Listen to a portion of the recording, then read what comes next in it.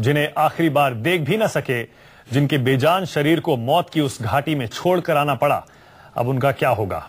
कब और कैसे उन शवों का अंतिम संस्कार होगा जो उत्तराखंड की प्रलय में मारे गए? केदार घाटी में जो शव पिछले 8 दिनों से सड़ रहे हैं, वो किसके हैं? क्या उनकी पहचान मुमकिन है? जिनके अपने बिछड़ गए, उनका क्या हुआ? ये कभी पता चल भी पाएगा या नहीं? ऐसे तमाम सवाल झकझोर रहे हैं। उत्तराखंड सरकार केदारनाथ में मारे गए लोगों के सामूहिक अंतिम संस्कार की तैयारी कर रही है, लेकिन यह भी तब संभव है जबकि मौसम ठीक हो और उन शवों का डीएनए सैंपल लिया जाए। ऐसे में सबसे बड़ा सवाल यही है, क्या कभी उनके अपनों का पता चल सकेगा जो हमेशा के लिए बिछड़ गए, या फिर जिंदगी भर उन्हें इसी दर्द के साथ जीना पड़ेगा? केदार घाटी में लावारिस पड़े शवों को आखिरी विदाई कब मिलेगी?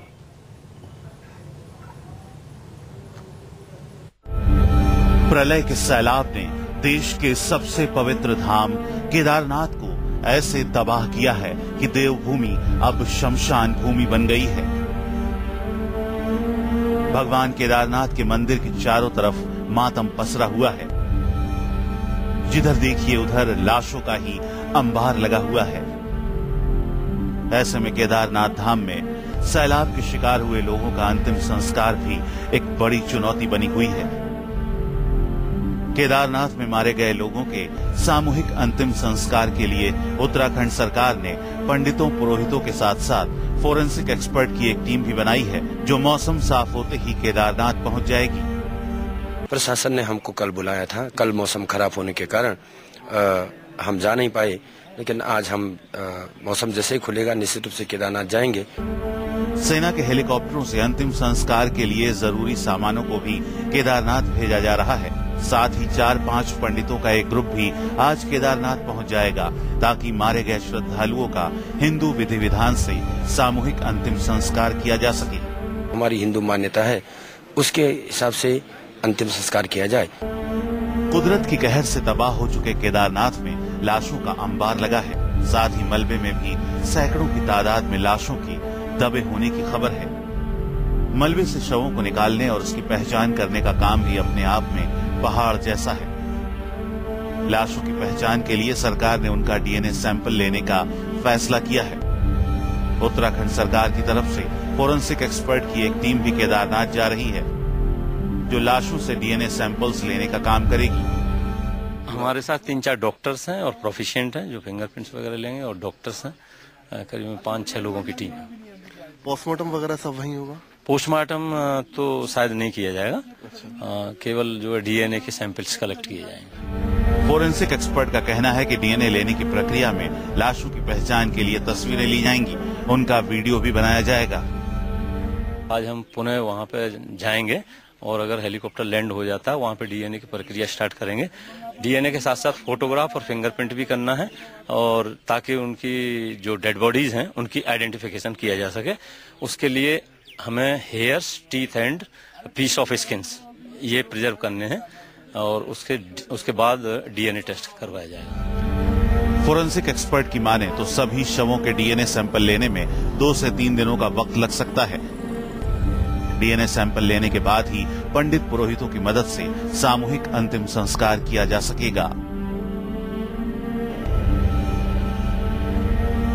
जितनी भी लाशें वहां पर इस वक्त हैं, उन सभी का वहां पर डीएनए टेस्ट किया जाएगा, और इसके अलावा उसके बाद फिर अंतिम संस्कार किया जाएगा। उत्तराखंड पुलिस के जो जवान हैं वो वहां पर मौजूद होंगे, और इस पूरी अंतिम संस्कार की जो सामूहिक प्रक्रिया होगी उसको पूरा करेंगे। और साथ ही वहां पर शंकराचार्य पीठ के भी होंगे, जो कि इस अंतिम संस्कार में अहम भूमिका अदा करेंगे। कैमरामैन राहुल देव के साथ जितेंद्र शर्मा, गुप्त काशी, न्यूज़ 24। तो आज करीब 800 शवों का अंतिम संस्कार किया जाना है। इसी पर बातचीत करने के लिए हमारे साथ डॉक्टर एलसी गुप्ता हैं, फोरेंसिक मेडिसिन के स्पेशलिस्ट हैं, दिल्ली गवर्नमेंट के अरुणा आसफ अली हॉस्पिटल में। स्वागत है आपका। और हमारे साथ स्वामी दीपांकर हैं, धर्मगुरु हैं। स्वागत है आप दोनों का। पहले डॉक्टर साहब आपसे ही पूछूंगा मैं, 800 लोगों का आज अंतिम संस्कार होना है, एक साथ सामूहिक अंतिम संस्कार होगा, उनके डीएनए सैंपल लिए जाएंगे। थोड़ा बहुत तो हमने बताया, लेकिन आप जरा बता सकते हैं डीएनए सैंपल आखिर कैसे लिया जाएगा, और पिक्चर्स भी ली जाएंगी, तस्वीरें ली जाएंगी, कैसे पहचान हो पाएगी इन शवों की बाद में, क्योंकि जाहिर है इनके परिवार वालों तक ये सारी डिटेल्स तो पहुंचेंगी। किसी भी इंडिविजुअल की आइडेंटिफिकेशन के लिए डीएनए फिंगरप्रिंटिंग कर लेना और उसके लिए सैंपल करना, ये एक 100% प्रूफ तरीका है, जिसमें हम डेड बॉडी के हेयर्स की रूट ले सकते हैं, हम उनके दांत का सैंपल ले सकते हैं, स्किन अगर सेफ है तो स्किन का सैंपल ले सकते हैं, फर्दर और भी एक्सटेंडेड हो तो हम उनकी बोन ले सकते हैं। और इन सब को मिलाकर जो भी सैंपल मिले उनके घर वालों से, माँ बाप से, बेटे बेटी से, नाना नानी से, दादा दादी से, जैसा पॉसिबल हो उनको हम मिला सकते हैं।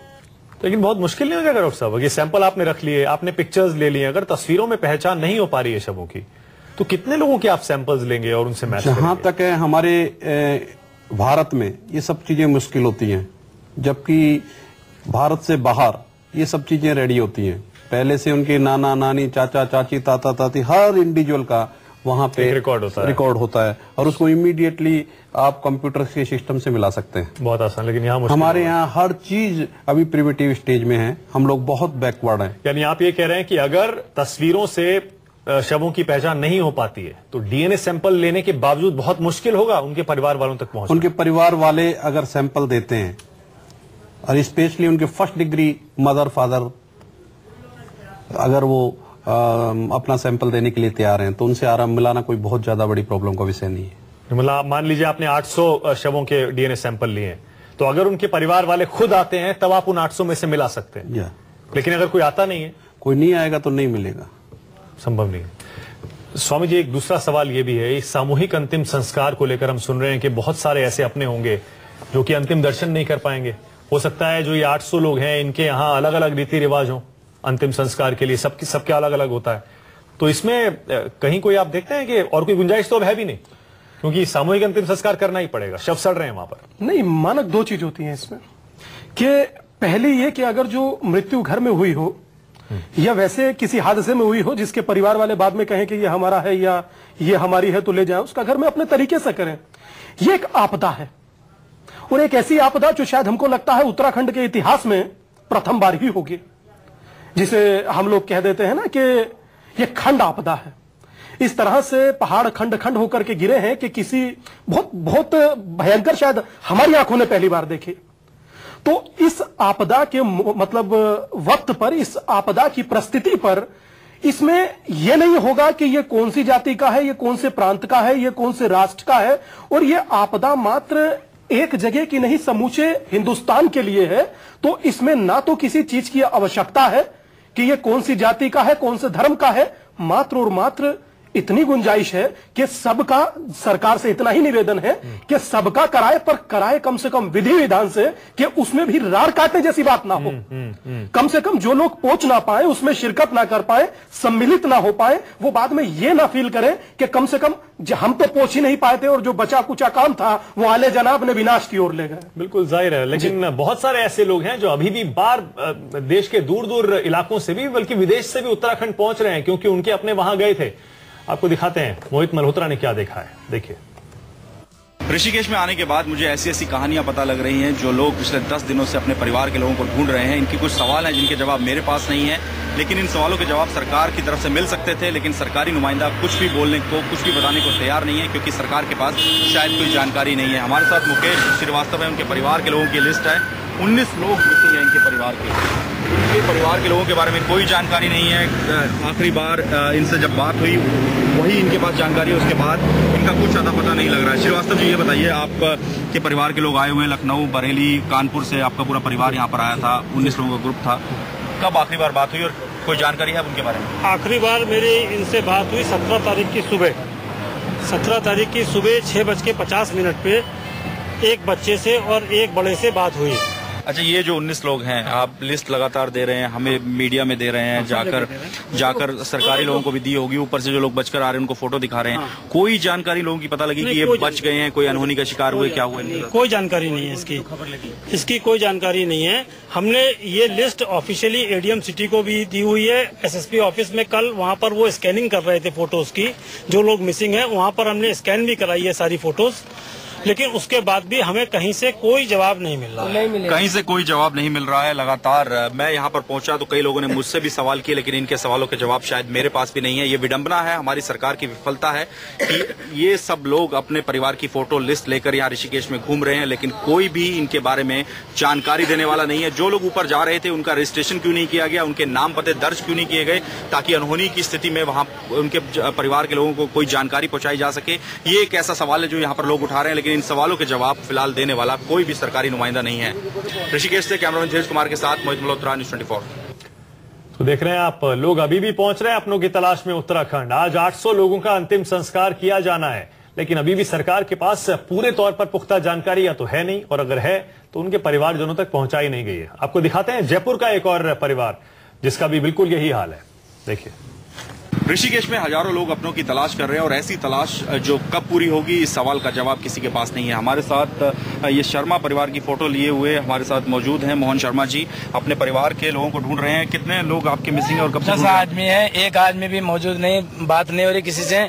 ये मीडिया कम से कम ये तो खबर पहुंचा है कि वहाँ जिंदा है, मरे हैं। एक कल तिरुजुणम नाम की जगह आश्रम के नाम सुना है, वहाँ 2000 आदमी फंसे हुए हैं। एक आदमी कैसे तैसे करके बच गया है, नादान बच्चा, वो ये सब कहानी बता रहा था कि वहाँ एक ऐसा पौधा है उसे कांटे लगने से आदमी मूर्छित हो जाता है, बेहोश हो जाता है। हम ये चाह रहे हैं कि अगर कोई मूर्छित है तो भी उसकी सूचना मिले। अच्छा, ये बताइए, आप किसी सरकारी सेंटर पे गए, कहीं से कोई जानकारी मिल पाई? सरकारी कोई जानकारी है आपके परिवार के लोगों के बारे में? ऐसे साहब हमारे एमपी साहब जयपुर से पधारे हुए हैं, सांसद साहब महेश जी जोशी, उनसे कल 3 घंटे तक मीटिंग चली। उन्होंने सेना के अफसरों से संपर्क किया, मिनिस्टरों से किया हमारे सामने, और सीएम साहब भी परसों के रोज पधारे 4 रोज से। मगर प्रशासन हमारा राजस्थान का तो काम कर रहा है, इस साइड का जरा कम काम कर रहा है। तो स्थानीय प्रशासन को लेकर गुस्सा है लगातार। मोहन शर्मा जैसे न जाने कितने लोग हैं जो इसी तरह से अपने हाथों में फोटो लेकर अपनों की तलाश कर रहे हैं, लेकिन ये तलाश कब पूरी होगी? क्या ये लोग जिंदा बचे हैं या इनके साथ कोई अनहोनी हो चुकी है? इन सवालों के जवाब फिलहाल किसी के पास नहीं है, और ये सवाल लेकर लगातार ये लोग कई मीडिया चैनल्स के पास आ चुके हैं, अपनी बात रखते हैं, लेकिन कोई जानकारी नहीं मिल पा रही है। सरकार की तरफ से भी कोई मदद नहीं मिल पा रही है। इस बात को लेकर लगातार गुस्सा यहाँ ऋषिकेश में जो परिजन है जो अपनों की तलाश कर रहे हैं उनमें बढ़ता जा रहा है।